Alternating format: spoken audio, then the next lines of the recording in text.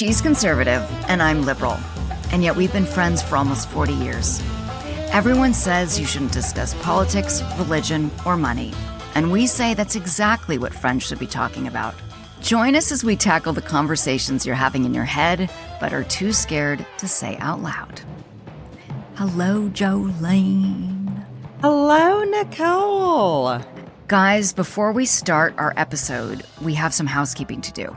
First things first, it's been brought to our attention that those of you that watch us on the YouTube, please do us a favor and subscribe on that subscribe button below, and give us a thumbs up. It helps kick in the algorithm. If you like what we're doing, if you want to be a part of this community, share it with your friends, and please subscribe. If you're listening on Apple and Spotify, press the follow button. The second thing that we want to do with housekeeping is that our incredible media company and Brianna, our producer, it is time, y'all. It is time to ask if any of you are interested in being a micro sponsor. If you are a business owner or you have access to somebody within your organization that does marketing and you feel like this is something that you would like to be a part of, we would love to have you be a sponsor for us. So if you're interested, please go to our website and contact us and we will give you all the deets. Yes, and our website is www.we'vegottotalk.com. Go to the contact page, give us an email, shout out, and we will write you right back. And thank you.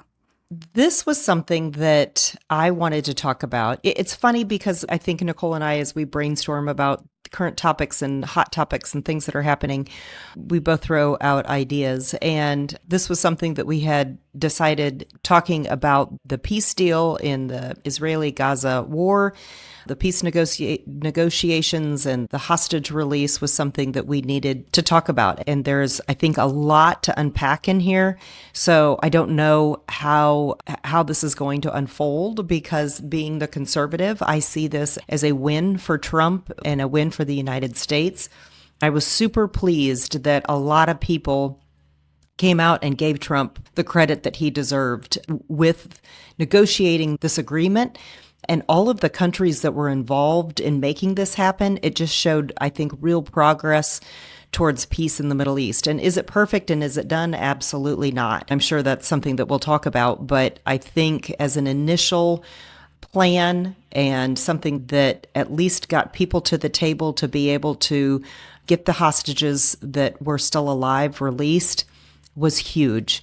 And I loved to see Bill Clinton and Obama and Hillary Clinton come out and make statements saying that this was a great thing for the United States, and thank you, Trump, for facilitating it. What are your thoughts? I guess before we get into my thoughts, what have you been, I know you've been at trade shows and you've been really busy, but in terms of the right news media like Fox and stuff, tell me how they've been reporting it to you in the last week or so. You're right. I have not watched a lot of news in the last week. So I've read The Tangle daily. I've been able to read that. I've gotten a little bit from Straight Arrow News that we've talked about before. I've not been on Twitter. I've not watched Fox News. So that's probably the extent of some Instagram. I get reels on Instagram. That is the extent to which I've heard anything. So when the hostages were released, did you watch any Fox News to see how they? Yes, I do remember seeing that, but I think I saw a lot of stuff on reels of the reunification with their families and just the emotional. I saw them too. Holy camole. I mean, that was, could you imagine? There was a gentleman who had one child who was, I think, 6 months old when he was taken 2 years ago. I mean, to see that now he's got a 2.5-year-old. I can't even imagine the joy and that feeling of reuniting with your family is just unbelievable. And I'm sure then the heartache for those who know that their family member is not coming home. And some of the bodies have been released. I think 15 bodies have been released and others are not. So I think that's got to be the hard part for so many of those families. It's funny because when this happened, I knew that we weren't going to be recording for a bit. And it seems obviously it's like such a monumental thing. I thought when you suggested, hey, should we just talk about this? And I'm thinking, oh gosh, I don't know. It's so fragile. But that being said, I will agree with you, Jolene, that the fact that phase one, I think is what they're calling it, the fact that Trump could even attempted to talk to all of these countries that in the past people weren't talked to. And I think that is part of, I know this is crazy coming from the liberals' mouth, that I will give Trump credit for. He doesn't let the past decide how he's going to create a bridge or create destruction. I mean, either way, he does his own thing. And I think that it's huge that he brought the hostages home. I remember when they were it was supposed to happen over the weekend, and I just kept holding my breath, thinking something bad's going to happen. This isn't going to happen. This isn't going to happen. And it did. And those 20 hostages came home, and I saw the same videos probably that you did on Instagram, and it was incredibly moving and incredibly sad. There's already been attacks on both sides. Hamas is claiming that Israel has gone against the ceasefire, and Israel has claimed that Hamas has gone against the ceasefire. And yet they both, in this moment, have said, we still want a ceasefire. So I delved into the history of this region, and it's completely overwhelming. These fights have been going since the beginning of time. Yeah. And we, with our Western brains and our Western deals and our Western logic, want this to be clear and easy, and it's not. And so I think actually the way Trump has approached it, by being a deal maker, by saying, I'm going to talk to people and I'm going to listen to people that normally don't get talked to or listened to, has been a gift for the region to even get here. What I'm a little concerned about is that his attention span is not, he then goes on to the next thing, and I'm hoping this is a long haul deal. This is super fragile. And I know that there's a lot of Americans that don't want to continue to give money to Israel and they want to take care of our own people. But Israel has become quite dependent on Americans and American money. There's also an incredible rise in antisemitism now, which is exactly what Hamas wanted. Yep. Hamas, in some ways, has gotten almost everything they've wanted, because we've talked about this before in an older episode when we talked about the Israeli-Palestinian conflict. Before October 7th, Israel inside the Arab world, at the time of 2023, people were getting along relatively well, considering that Israel has been attacked by the Arab world their whole existence. It's been back and forth, back and forth. Israel thinks it's their land. The Palestinians think it's their land. This is an emotional, deep, generational trauma. So much death, so much killing, so much, this is my land. No, this is my land. And before Israel became Israel, 6 million Jews had been slaughtered. I mean, we go back to biblical times. I mean, that this is something that has been, whose land is whose, and all that. I think Christians hold Israel in a special regard because of the roots of Christianity began in Israel. So, and Jesus was a Jew. So I think for a lot of Americans who are Christians, Israel is a special place for the beginning of our religion. And so I think then to take it into context of, these are wars that have been happening forever and ever and ever.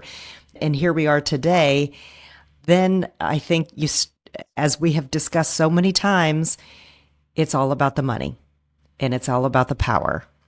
Before October 7th, there was definitely anti-Semitism in the world, but it has gotten so bad. And that's exactly what Hamas wanted. Yeah. Hamas's entire ethos is to annihilate the Jewish people. And we don't talk about it enough. And when the kids on college campuses are talking about being pro-Palestine, Hamas isn't pro-Palestine. That's the irony. Hamas has used the Palestinian people as human shields and has also starved them. But Hamas has tricked the world that it's all the Jews' fault. What we have done is like Bibi Netanyahu has his right-wing faction and he wants to stay in power and he's got his own agenda. That doesn't mean every single Israeli believes what Bibi believes, but Bibi's got the power and Bibi's got the guns, and he says, I'm going to annihilate Hamas.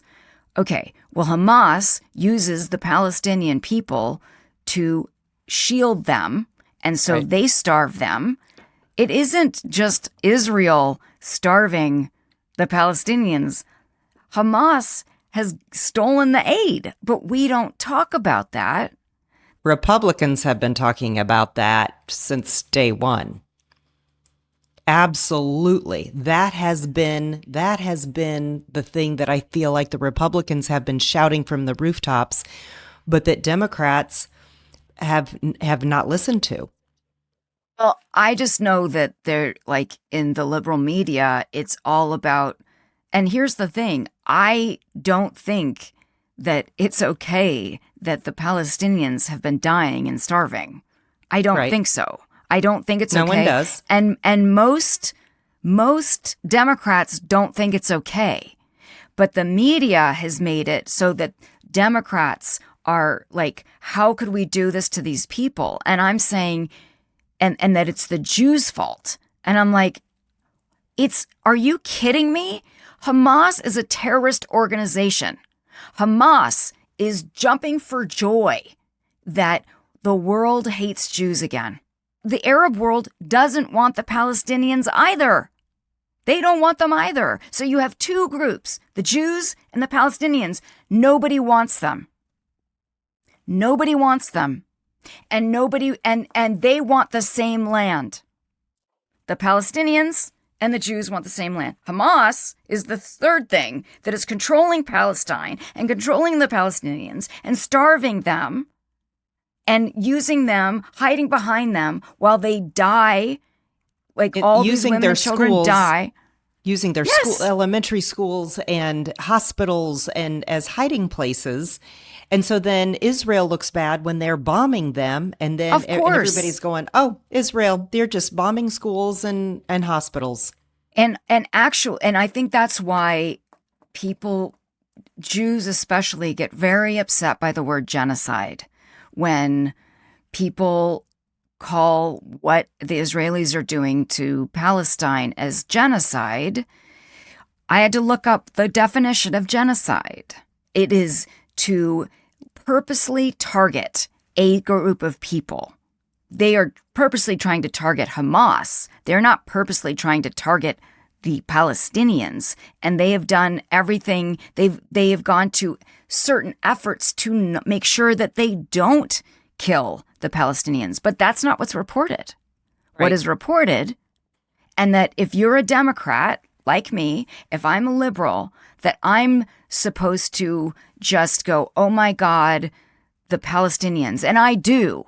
It's not okay that all of these people are dying and have died. And it's not okay that these hostages have been held. And by the way, speaking of the hostages, the day of October 7th, so many women were raped and murdered. We don't talk about it. And that you hear that Hamas calls rape resistance. It's the act of resistance for being occupied. that And how raping, about the babies? I mean, Wait, so how I about the just babies that they were murdering in the streets in front of people? Hamas was taking Israeli babies and murdering babies in the street.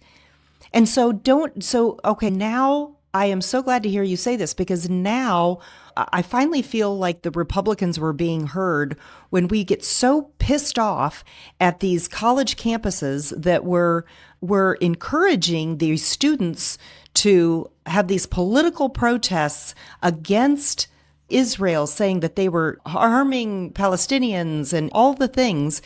And that was the farthest thing from the truth. But a couple of things, Jolene. So in terms of the college protests, being at college and you're seeing images, you're getting fed on the algorithms, these horrific images of, yes, there were like 3 days of people seeing those horrible images of the kids getting kidnapped and murdered in Israel.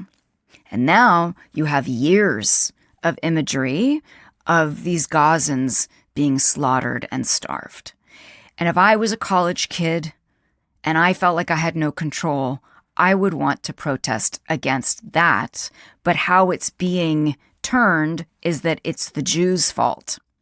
And what gets even deeper and darker, Jolene, is that the Qatarians are funding those protests. They have protected Hamas leadership, but United States is now a friend with Qatar. Okay. So, all right. We got to unpack this. So hold on. Not blaming the students for what I'm they saying see, the students don't get it. Right. Okay. I would agree. I mean, you're students, you're 18 years old, you've got a cause, you're whatever. But when it was the faculty and staff of these universities that were helping to feed that narrative, these were people who knew better. These were people that were actually anti-Semites. As an adult, as an educator, as the administration of these universities were encouraging this. I mean, what? I don't know if they were encouraging it. I think they were like under free speech. I mean, where are you hearing this? What are you talking about? I mean, like Columbia hearings. University. Yes, and they had congressional hearings. Had those university presidents in front of these panels and questioning them, and they wouldn't say that it was bad. They were not deterring these students from blocking classes and blocking buildings. And I hear you. I mean, they were also harassing Jewish students. Right. Like the Jewish students have anything to do. And to me, it was another way to just justify anti-Semitism. Yep. 100%. Let's go back to the agreement that was made. Do you think that Trump is an anti-war believer? You know, it's funny that you ask that, because you've asked me that in the past. And I know he claims to be, but this gets into other stuff. Like, I don't understand what he's doing with Venezuela and bombing boats that he's decided are drug cartel. Usually you get an arrest and then you go to trial, and then so he's doing things that seem quite warlike to me, that also don't seem very American. But what do I know? I'm learning a lot about what America is now doing this podcast, and it's not as moral as I'd hoped it would be. Oh, wow. So I don't know. I think that Trump did something pretty amazing, that he was able to stop the fighting for even a couple of days and get the hostages out. I really did not think that was possible. He brought together all of these Arab nations who have their own ways of doing things that are very different than the way we do things. Do I think that he wants peace? The cynical part of me thinks he wants credit. Oh, I would agree with you. That he wants that peace prize. That he's like, I did it. And like now he's like, I'm done, I did it. Where there is like a 20-part plan that Jared and Witkoff put together. And I think Trump's like, I'm good. I did what I was going to do.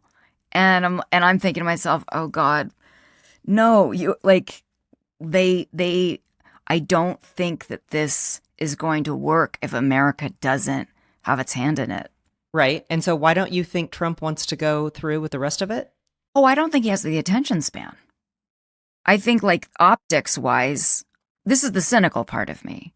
Yeah. Would I like that to happen? Yes. But the cynical part of me is like, he did phase one. He got those hostages back, which is huge. It's huge. Like, end of story. I'm not going to say but, because that's what we like to do on the left and the right. We don't want to congratulate each other. And I'm just going to say, right on, dude. End of story. Okay. So his granddaughter, Kai Trump, she's a golfer. I think she just got accepted. She just got a scholarship to University of Miami, I think, for golf scholarship. Her parents are Donald Trump Jr. and Vanessa Trump. But she's an influencer. I mean, she's got a ton of followers, and she's this adorable, cute little thing who's in high school. But she's always posting things with her grandpa. She's golfing with her grandpa, Donald Trump. And it like, honestly, you've got to follow her because it absolutely humanizes. The one that I just saw a couple days ago or last week, they're in a golf cart and she said, okay, so you're the president. Have you reached all of your life goals? Yeah, it was real. And he said, well, no, I don't think you should ever feel like you've reached all your goals. I mean, if you've done something great, you've got to have a next goal and the next goal. And she goes, well, I mean, you're the president of the United States. What's more than that? And he said, well, to be the best president of the United States. And so he said, everything I do is to be the best president of the United States. So I look at this peace deal and I think he is the first one that's been able to bring the Qataris and Egypt and the US and Israel and Saudi Arabia, I mean, to bring these countries to the table. And maybe that then can extend to Syria and Lebanon and Iran. I mean, I think that his goal is to be the best president that there ever was. I mean, which goes along with his whole personality, right? I mean, he wants to be the best at everything that he does. So I mean, I don't think it ends here. I think he continues to push the envelope to do things that people could never think were possible. And I think this peace deal is the beginning. But like a day after, Hamas was back out on the streets executing people, their own people. Hamas was executing Palestinian people. I by accident saw the video. Got a YouTube notification thinking it was one of our viewers writing us about something. I click on it and I see this horrible video and I'm thinking, oh my gosh, who else is seeing this horrible video? Hamas is a terrorist organization. They will always be a terrorist organization. So you're right. This was the first step, but I feel like by this coalescing around all of these other countries in the Middle East will put pressure on Hamas. I listened to this Ezra Klein episode that came out a couple of days ago, and I'll put it in the show notes. And it's called "Can the Israel-Hamas Deal Hold?" And it's very nuanced. It goes back into the history. And I really encourage any of you that want to understand this a little bit better to listen to this particular podcast, because both experts were saying, you can't look at logic here. That's not the way it's run. And everything is incredibly fragile and they have no plan. There is no plan. Who doesn't have a plan? The Palestinians, Hamas is back. Like there is the Palestinian, the PA, but they have really no power, and Hamas has the power, and Hamas is just trying to go and intimidate everyone again. And so what happens now? I mean, all we know today is that there was fighting on both sides, both from Israel and from Hamas, both claiming you did it, you broke the ceasefire, No one's taking any responsibility, just pointing the fingers like they always do. So what now? It just feels like a pause. Like it's like Trump is like, all right, do what you got to do, or like being left to their own devices. And I think left to their own devices, they're going to do everything that they've done for thousands of years, and certainly for the last 100 years of attacking each other. I would assume that you and I are not privy to all of the underlying parts of this agreement that are I'm not to be privy worked to any through. of it. Right. I mean, right. That's what I'm saying. I mean, so for you to say, I feel like Trump said, oh, I've done my part and he's done. I don't think we know. We don't know what Jared Kushner and No, that is correct. We do not know. We do not know. I think I found it a little startling. That's all, Jolene, just as a person that knows nothing about nothing, that the hostages got released and people, the Palestinians that were held in captivity in Israel, they came back home. And so I just, maybe very naively, because this is all new to me, I have not been studying this for my life, that when I saw the, like, out in the open assassinations by Hamas, I was like, oh, wait a minute.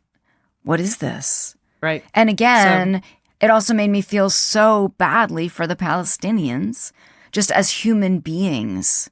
They're just caught. And I learned Gaza City, it has been one of the most densely populated areas in the world, and also one of the highest unemployment rates.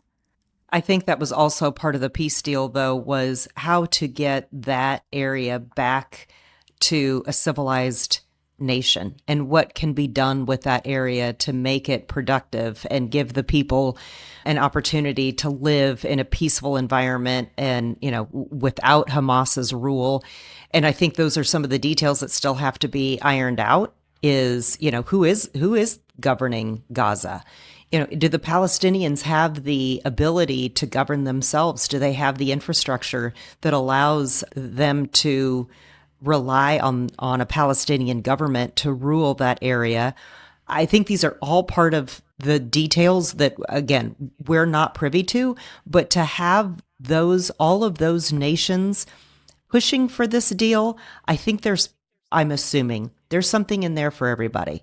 And I would not think that this agreement was made in a vacuum, that there wasn't some negotiations for all of these countries to make sure this deal is done correctly. And I think that's why people were optimistic about this deal too, because it wasn't some, hey, let's have a ceasefire and return the hostages and we'll figure out the rest. I mean, I think that's why the emphasis has been placed on this, you know, a 20-point plan, so that the first phase is the release of the hostages. The second phase is, you know, the troop withdrawals. The third phase is reconstruction. And I think that there is a plan, and there are people that are willing to make sure this plan is successful for everyone in that region. And isn't that what we all hope for? Yes, I would love people to stop killing each other. I would love, but this is bigger than that. Like, you have two peoples, the Israelis and the Palestinians, and I don't think the Israelis even acknowledge that Palestine is a thing. So that's a problem, right? And then you have Palestine, you have Hamas inside Palestine that want to wipe Jews off the face of the earth.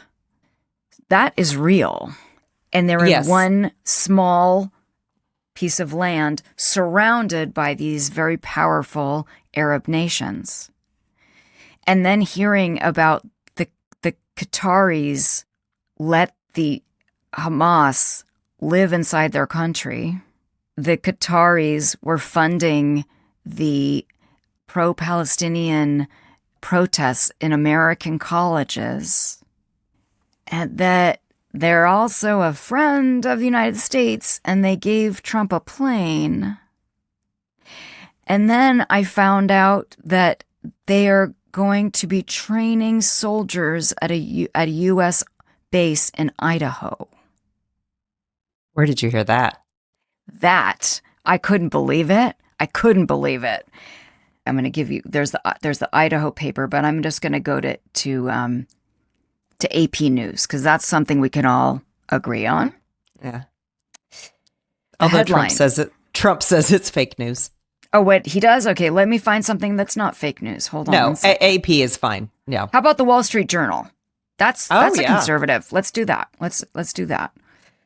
The Qatar facility at U.S. Air Force Base in Idaho sparks controversy. A Friday announcement by Defense Secretary Pete Hegseth about a new training arrangement with Qatar's Air Force has sparked a backlash from President Trump's supporters. You know, I mentioned this to my lawyer husband, Josh, and he was like, oh, yeah, Qatar's complicated, or Qatar is complicated. And I'm like, how? And my little brain doesn't understand it. Like how? And he's like, oh, they've always played both sides. They just play both sides. And I'm thinking, well, then how do you trust them? How do you trust them? I don't get it. And how are they allowed to play both sides? I don't understand that either. And I'm assuming Trump isn't a dum-dum. I might not like him, but he's not stupid. Trump knows that they play both sides. Mm-hmm. But that's confusing to me. Sometimes I think, Jolene, that I don't know how. I don't think it's possible for peace in this region. I think maybe it's parallel playing. Right. Like maybe they just decide to just be quiet for a while. I just don't know. I don't know if it's possible. I think you started this whole episode off with, it is hard for us as,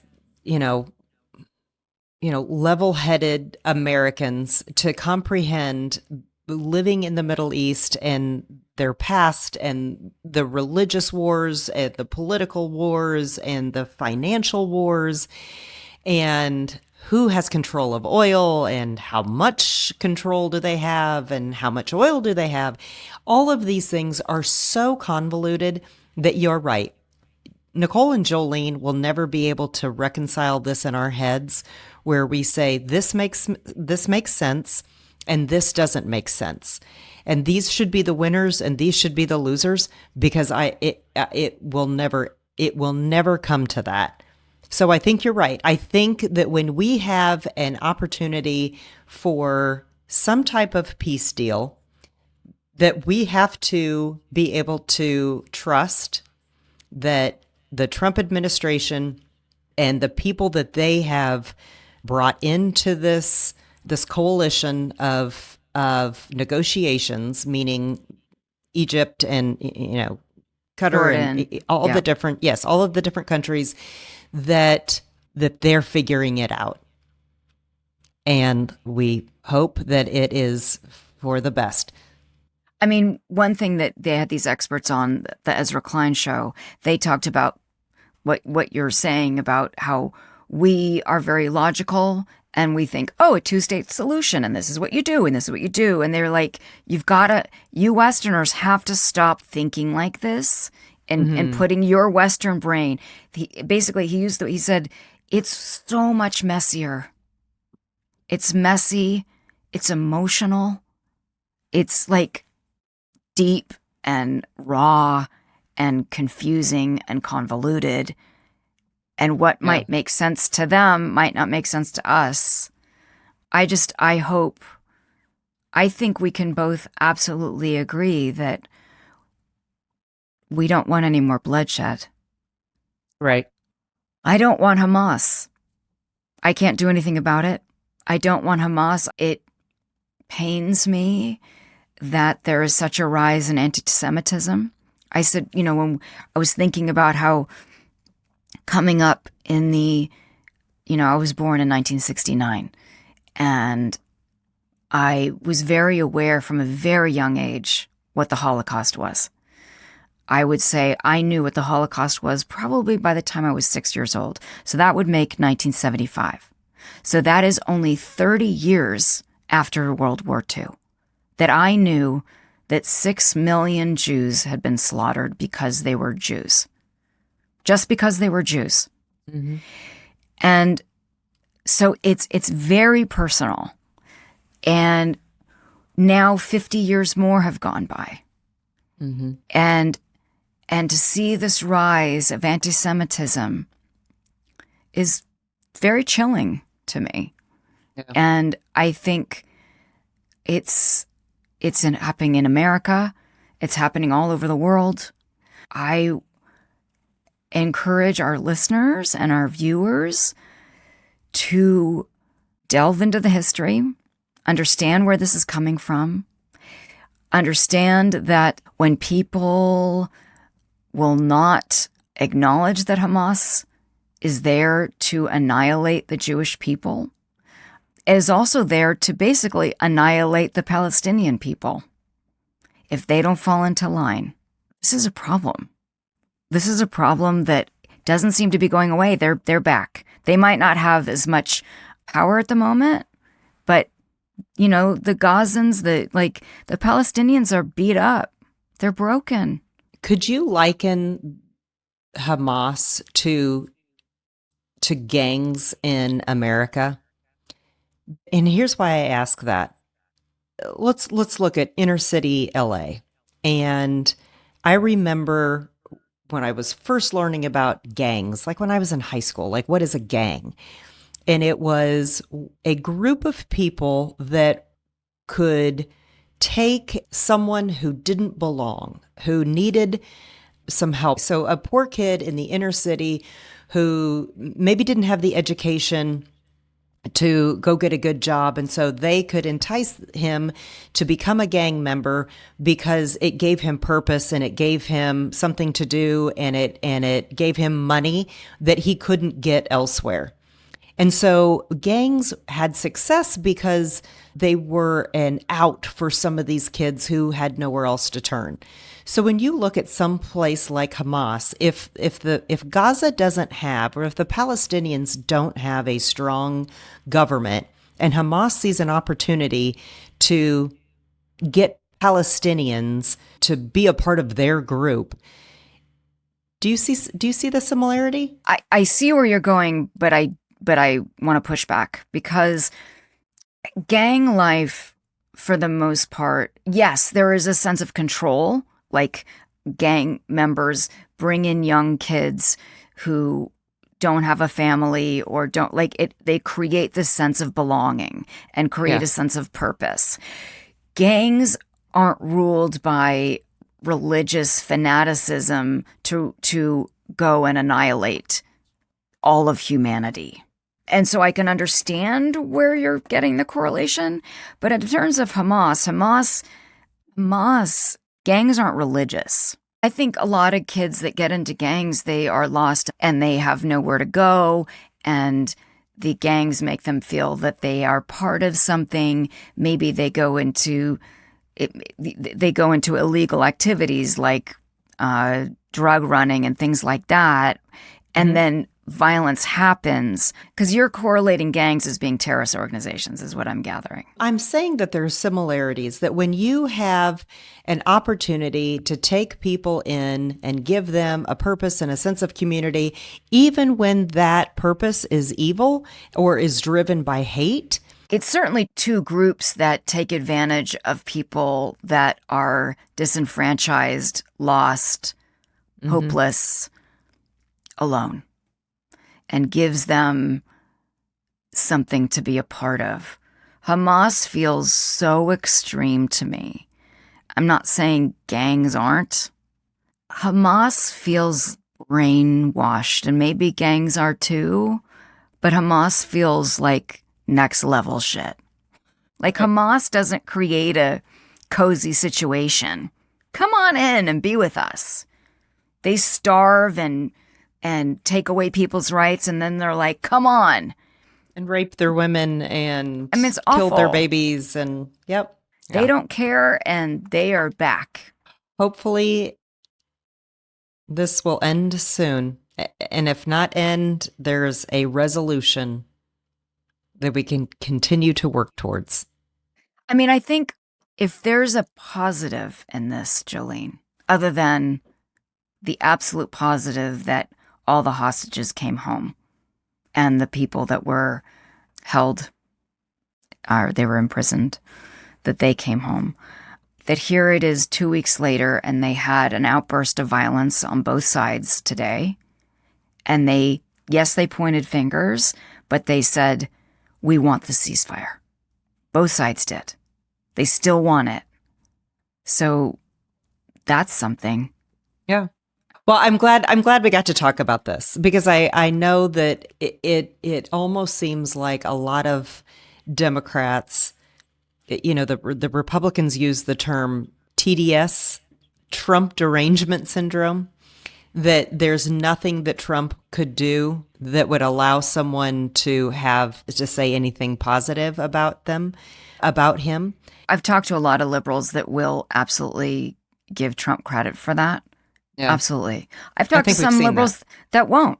I had one friend that said, he didn't do it. He can't put two words together. And I'm like, he actually did do it. You might not like him. I don't like him. But he just did this thing that's huge. Yep. And but we are very much stuck on our sides of the aisle. Yep. I mean, here we are, the shutdown's still happening and everyone's still mad. And I want to be with you, Jolene. I want to be a podcast where we actually give credit where credit is due.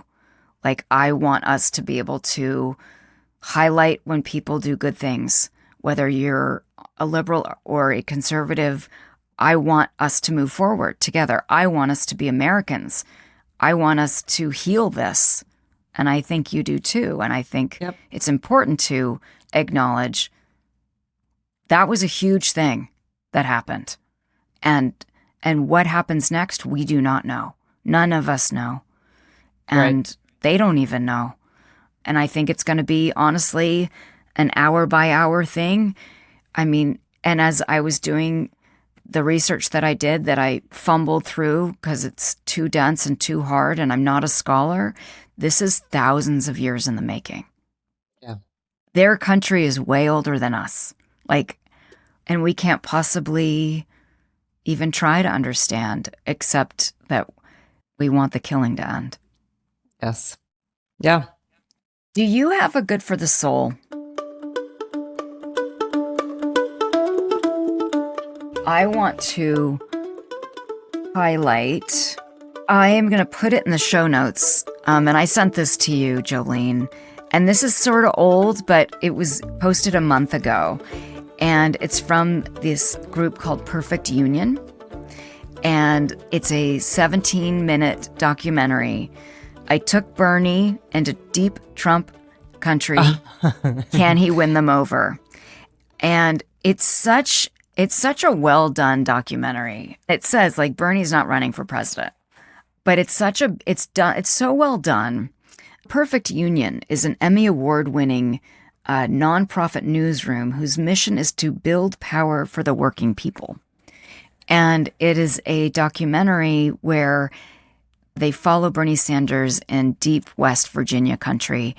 And what I love about it is it highlights just the preconceived notions we have of each other. Mm-hmm. And it's a perfect little light into, we've been told what someone is like, and then you actually meet them or you actually talk to them, and maybe you actually have more in common than you think. And I thought I wanted to share it as a good for the soul.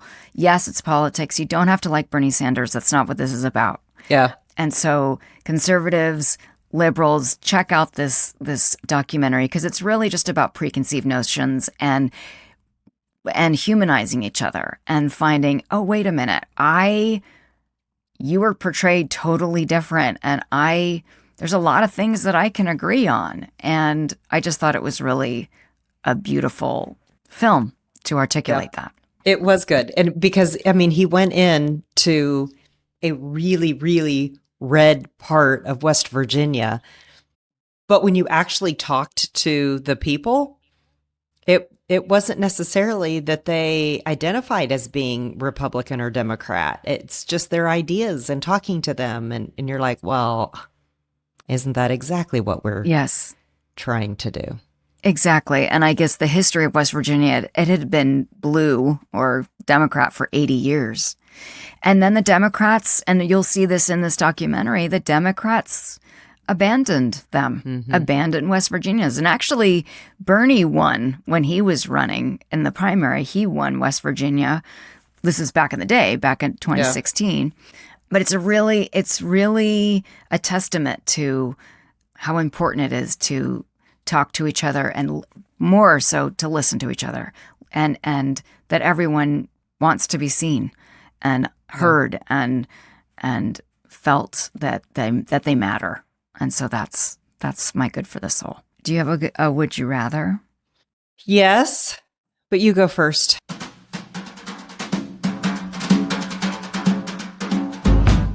Would you rather start a colony on another planet or be the leader of a country on Earth? Oh my gosh, be the leader of a country on Earth. Starting a planet? I mean, starting another colony on a planet? How would you even know what to do? That sounds like so much work. It seems like work no matter what. Oh, yes. Would you want to be the leader of this country? I don't know. If you're my vice president. Okay, if you were the leader of any country, what country would it be? I would want Genovia. Where's Genovia? It's a made-up country. It's from Anne Hathaway when she was the princess. Oh, Prince Diaries. Yes, I would like to be the queen of Genovia. How about you? Really just want to be queen.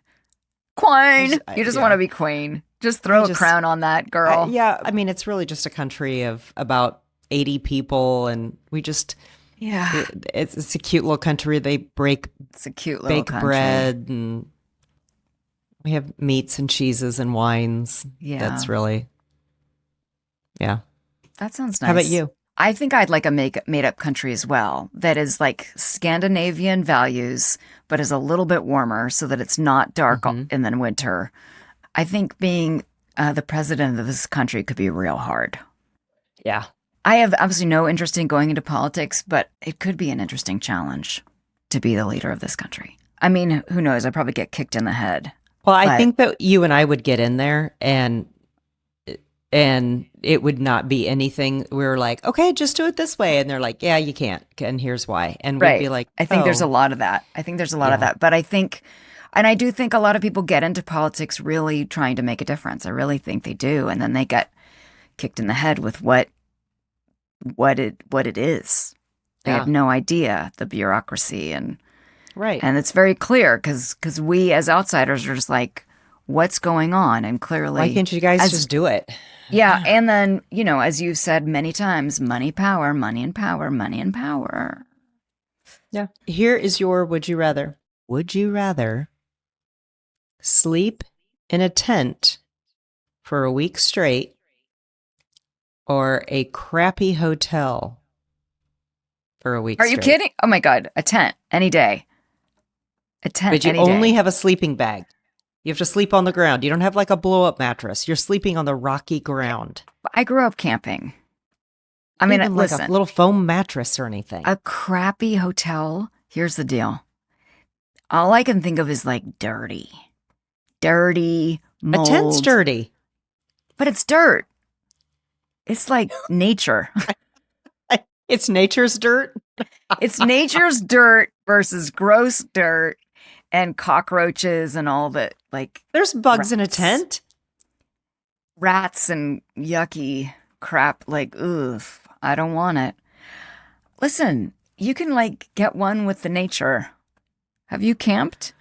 Oh my gosh, yes. Yeah. We have camped from everything. Would you pick a crappy hotel? No, I do the camping too.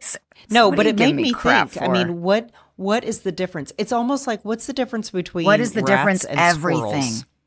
Right. So a rat and a squirrel, I learned this living in New Orleans. Rats and squirrels are basically the same thing. It's just that squirrels we think are cuter because they've got a bushy tail and That's not a long tail like a rat. And so we're like, oh, it's a squirrel. But you see a rat and you're like, it's a rat. Well, it's the same thing. Like, why do we eat what we eat versus things we don't eat? Like, why do we think that tuna's great, but mackerel's gross. It's just bad PR. Like, okay, that's probably those rats need a better PR person. That's like, exactly it. Dress up the rat. But no. Let's get real. Camping is just so much. You're in the fresh air. If it's a nice along the water, it's nice. You get to see the stars. You're in a crappy hotel. Yuck. At least you have a bed and a shower. But it's crappy. It's probably gross. It's all about the gross. That's true. That's my answer. Tent. Okay. Give me a tent. Okay. All right. And I can sleep on the ground. That's good for you.